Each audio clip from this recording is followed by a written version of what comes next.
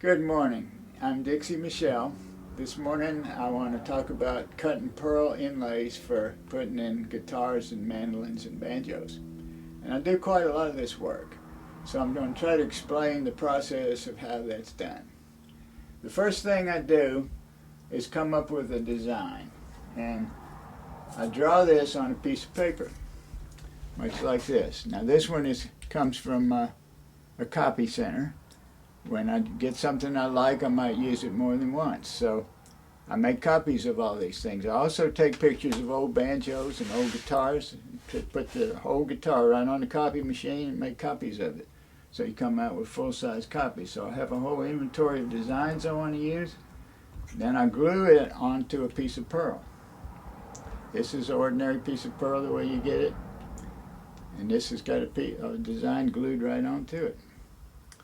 So, years ago, I came up with an idea of using a regular jeweler's saw and mounting it on this little table. It's foot operated. Now, I straddle this thing like this, and I use my foot to make it go up and down. It's got a spring on it that makes it come back up automatically when you lift your foot. When you push your foot down, it goes down. So this is what does the pearl cutting. You put it on here just like a jigsaw, and you start to cut. And you can turn it just while you're cutting. It just works just like a jigsaw.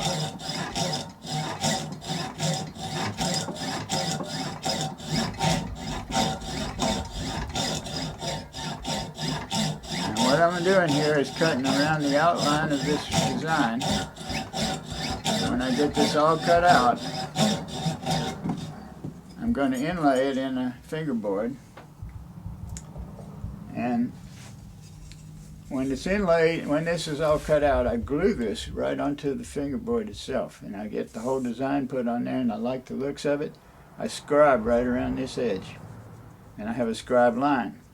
Then using a heat lamp, I can make this glue turn loose. It's only got one drop of glue holding it on there. So I put it under a heat lamp, I take these off, and I've got a scribe line, and I route in that scribe line to set this piece of pearl right down in there. What do you use for glue? For glue right now, I'm using a super glue. This is a finished one. I just did this yesterday.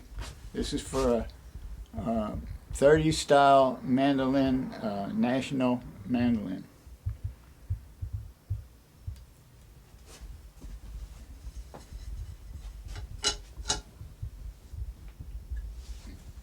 So here I go back to sawing.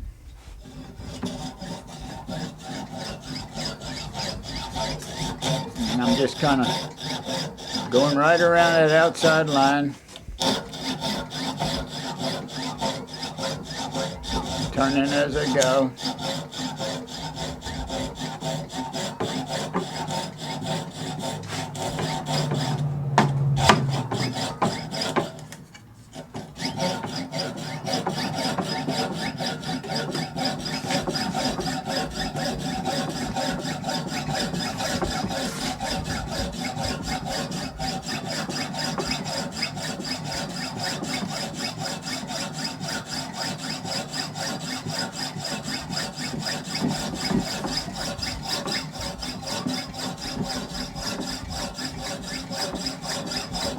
Okay, that's all there is to it. This stuff takes a lot of time, a lot of patience. But if you stick with it, you can make your own designs. And it's a very uplifting thing to do.